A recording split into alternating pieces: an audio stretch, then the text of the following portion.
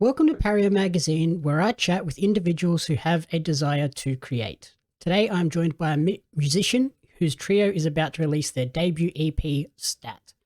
Welcome to Pario magazine, Stella Anning. Thanks for having me. So we're here today to chat about your journey in the world of music. Before we dive into that, though, do you want to give our audience a brief little introduction as to who Stella is away from the music studio and the music stage? Oh, who I am? I don't know. I'm a musician, so that's kind of what I live and breathe. Love music.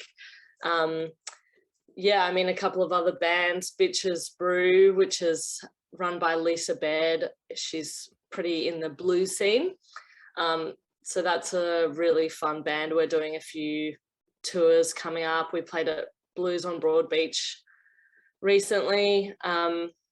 What other bands do I do? I play with Joe McEvely, Septet, so very jazz. So I do a variety of different things. I play with my friend Helena in her band called Leon, Lheon, and that's like R&B soul kind of stuff. So a bit of a variety of different bands, and yeah, just try and live and breathe music as much as possible. So it was about time to record my own stuff again. Yeah. Staying very busy from the sounds of things. Yeah. So obviously the passion is very strong. Where did the passion initially come from for music? When I was younger, actually it's a really daggy story, but when I was about 10 years old, there was this show on Disney that had like these high school kids that would like play in a band, and that was the whole preface of the show. And yeah, I really wanted to play drums, and I said that to my mum, and she was like, "You're not playing drums, too loud," or whatever. She's like, "Pick something else." And so I picked up the guitar, and yeah, I really took to it, and pretty much from early on I just knew that was it for me. So I tried to, I had an older sister, and before then I'd always sort of followed what she did, but at that point it was like I knew that music was what I wanted to do. And then I tried to go to a musical school, so I auditioned to go to a different school, got into Blackburn High, and sort of just kept growing at my musicianship, and ended up going to Monash University and studying jazz. So I have come from that sort of jazz background, but I guess these days I don't play jazz as much anymore. Although I would say with this trio, it is jazz, but also I feel like it's not. Maybe I improvise on it, but there's no swing, it's kind of just grooves and sort of more groovy, bluesy roots. But I guess it still comes from a jazz background. Yeah. Okay. So yeah, like, was that show kind of like High School Musical before High School Musical? So then that's how you got into it? I mean, the show that was on Disney was like, they were like a rock band. Okay. So it was just a rhythm section. So kind of cool, but also it was a very like Disney show. Mm-hmm. Have you I've mentioned sort of only told. Oh, go What ahead. was that? Sorry. Well, I've only kind of, mentioned that to a few people, this Disney show. I can't remember what it's called, but my neighbor knows it. Like, it's like California High, but with this musical bit. But if you're of that era, I don't know, shout out, let us know if you know. Because yeah, my neighbor knew what it was called, and she thought it was really hilarious that that's what got me into music, because it's like super daggy. But also I was lucky on the other side of things. That was just a TV show that kind of sparked it. But my dad always did have, like, he was really into Prince, and he was into stuff like John McLaughlin, who's a guitarist, and George Benson. So I did have, even though my parents weren't musical, they were introducing me to a lot of music, like a lot of young kids. I did used to do dance routines for my parents. So there was a lot of music in my life as a young kid. So it sort of but I think seeing, because in this Disney show, it did have women playing instruments. It wasn't just a bunch of dudes, which, you know, when you look on Rage in the 90s, you know, maybe there were female singers, but you weren't seeing instrumentalists as much or whatever. So like, I think about it now, and, you know, I didn't used to want to mention this Disney show, but now I do realize how cool it was that there was representation for women on this Daggy Disney show. And I think if I hadn't have seen that, I might not have thought about that as an option for me. So I'm really appreciate it a lot more. Okay. And you mentioned sort of wanting to play the drums. Have you since gone back and dabbled in the drums a little bit? I have a bit, not as much as I should have. I don't know.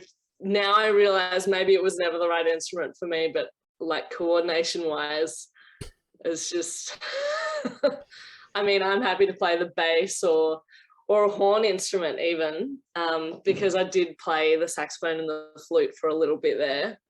And I picked that up easily, because I feel like even though you've got two hands doing different things, they're kind of following each other. But with the drums, they're doing completely opposite things, you know? Yeah. With the guitar, like both arms, your right feet hand, moving. Yeah, just completely. So I feel like, I don't know, I think I always go through phases where I want to come back to the drums, and then I probably give up too soon. But I do. I mean, drum kits, so people that play drums. I always love seeing bands with, you know, if you see just a trio without drums, yeah, that's nice. But I just love having a groove, you know, just really adds so much more excitement to it. Yep. Yeah. And then you mentioned some of the artists that were sort of playing in around the house when you were a kid. Would you say they were your earliest musical influences, and then how have they evolved since then? Yeah, they were definitely big influences. I mean, even my dad would listen to like Janet Jackson, or my parents, I shouldn't just say my dad, but I feel like he was the guy that bought all the CDs, you know, and I haven't really discussed what my mum was as much interested in, but definitely what my dad was enjoying was I was into. But yeah, I guess that did develop more when I went through high school and sort of learnt about, you know, because I went to a school that was teaching more jazz. So I got all of these sort of jazz influences. But more recently, it has come back around to blues or like Stevie Ray Vaughan, stuff like that.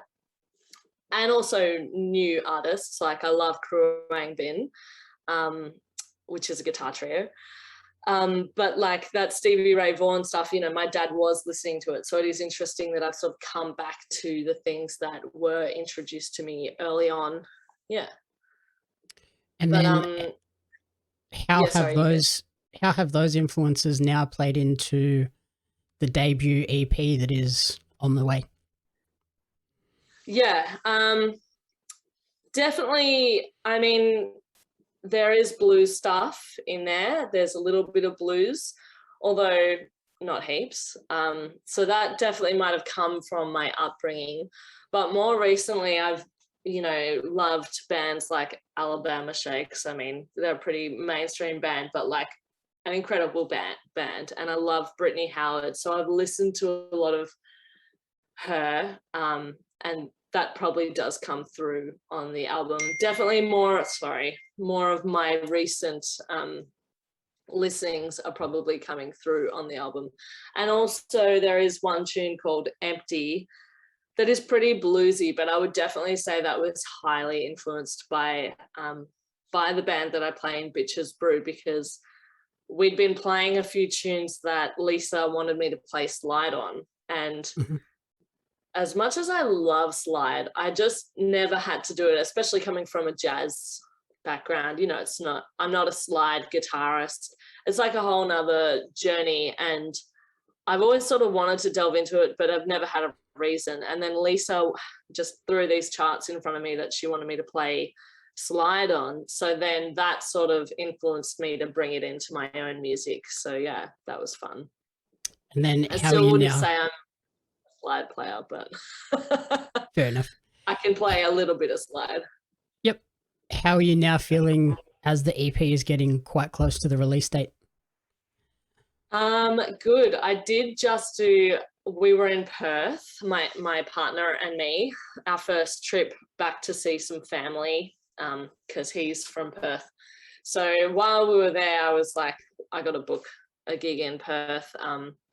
And so I did actually, we've sort of done a soft release in Perth already because I was there. But the thing was that I'd already planned for the release to be East Side at the end of this month. So I just ended up booking this gig last minute. And it was really well received there. So I've definitely gone through the ebb and flow of emotions that come with being an artist, and especially trying to do all of the administration and promotion yourself. Because the last time I released something, I released it through a label, and it kind of just puts that little bit less pressure on you when it comes to, you know, trying to advertise and promote your own self. And this time I definitely had a few weeks where I was really down because, you know, you're putting yourself out there, and it is hard to be heard in this industry where there's so much going on now. And if you're not that well established, you know, as a big name, it definitely got me down for a bit because you put it out and email all these people, and then sometimes you just hear crickets for a bit, you know, and it was just like killing me because I felt like I love what I've released. Like I am super proud of it. I'm super excited about it, and I want to share it. So that really started to get me down. But then finally, like a few emails started coming back in, and people started responding. And then I did the gig in Perth, and, you know, did a radio thing there, and that went down really well. So I'm starting to feel excited about it being released and really happy. Yeah, so it's good. And in terms of the EP itself, how do you describe it for people that may not have heard the Stella Anning Trio previously? Well, it's instrumental. I think that is important to say. So it's just a guitar trio, guitar, bass, and drums. But I would say it's pretty contemporary, just like groove roots is what I would describe it. So even though I'm saying I've come from a jazz and blues background, I mean, the songs are pretty just like grooves that I think are actually quite accessible to people across different genres. Yeah, so hopefully people like it. Okay. And then as a trio, how collaborative is the writing process for these songs?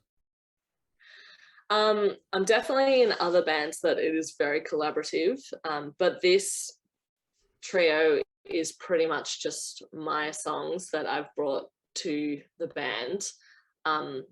You know, like I've written them in Sibelius and had it's like a written up chart. But I would say when we got into the studio, you know, I always am happy for the musicians that you choose to work with to bring something to the table.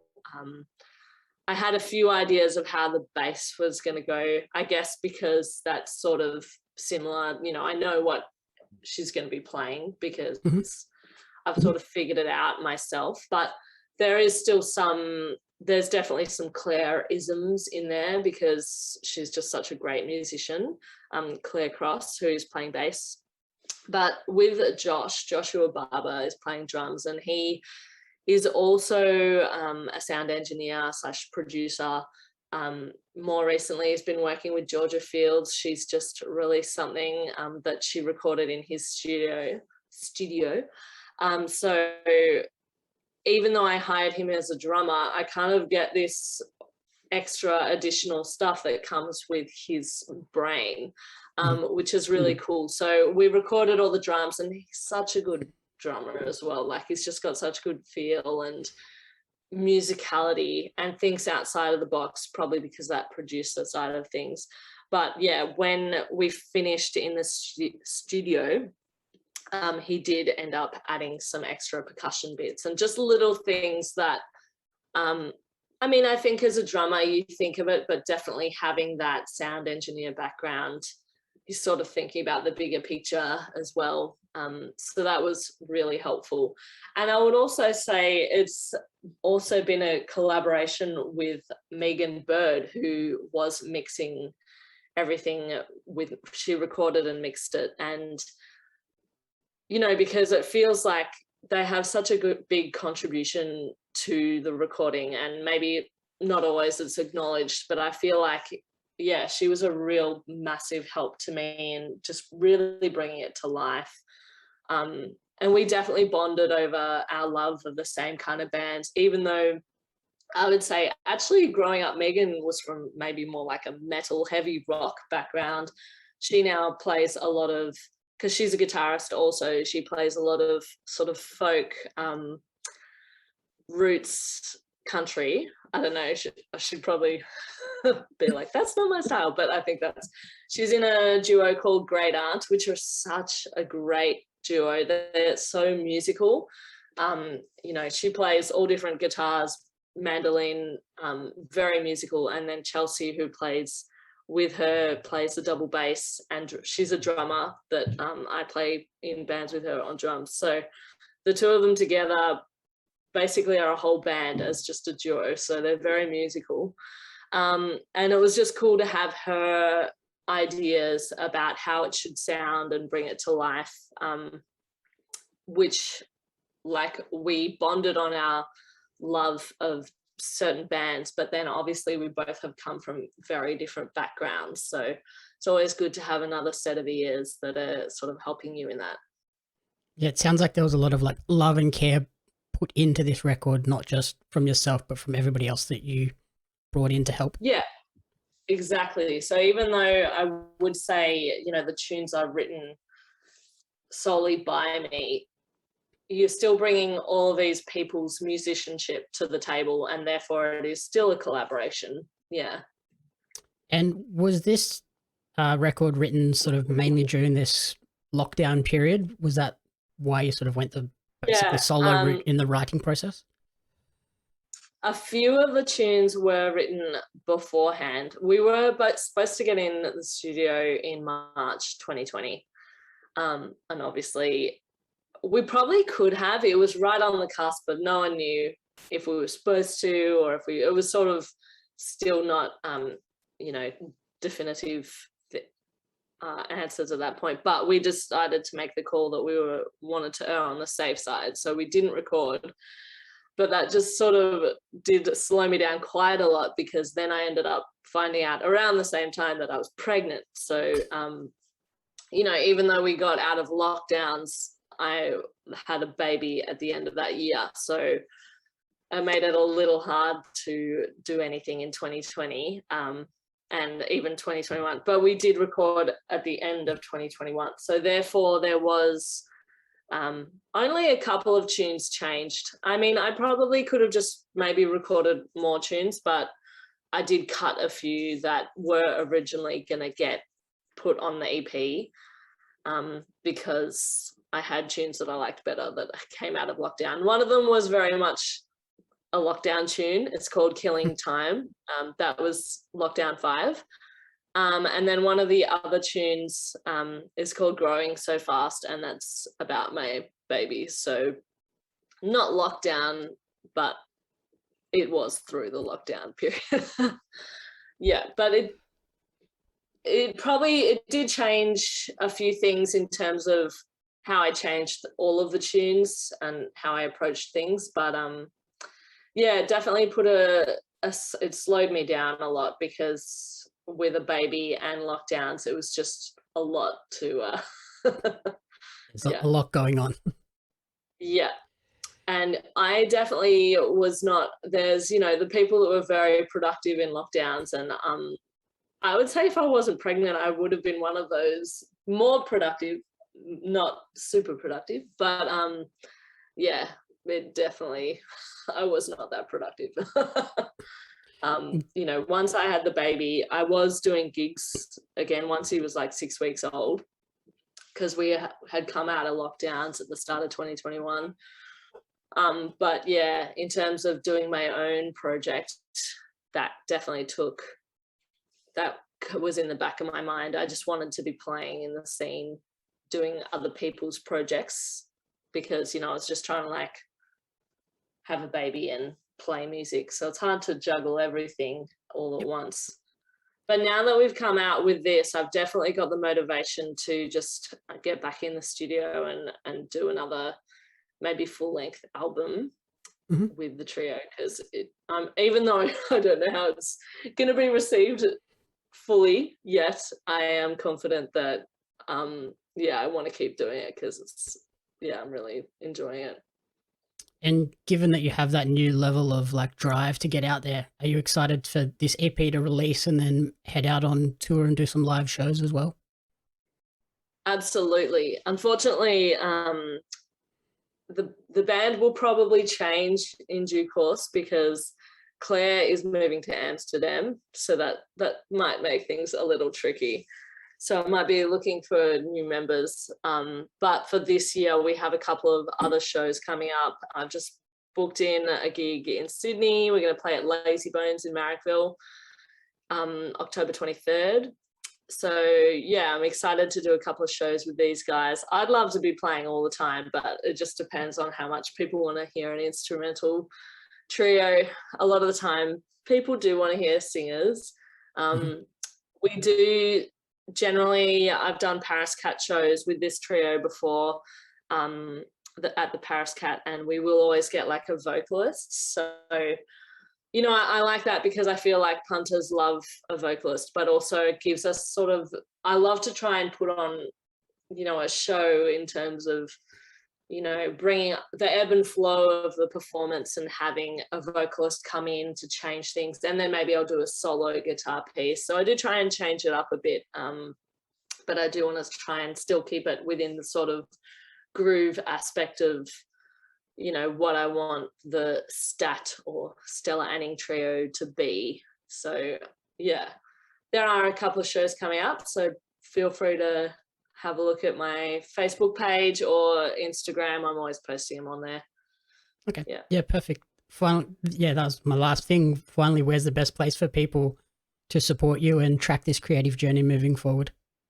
Yeah, I will. It's not up yet, but within the next week, I will get my stuff together and get a Bandcamp going so that you can also purchase the EP through Bandcamp, and the Stella Anning Trio, if you just search that on Facebook, and Stella Anning Guitar on Instagram. Yeah. All right. Perfect. We're also on SoundCloud and all of the things. Will be on all of the streaming services soon. Yep. Perfect. I'll have all the links there in the article. Thank you so much for taking the time to chat with me, and good luck with the release. Cheers. Thank you so much.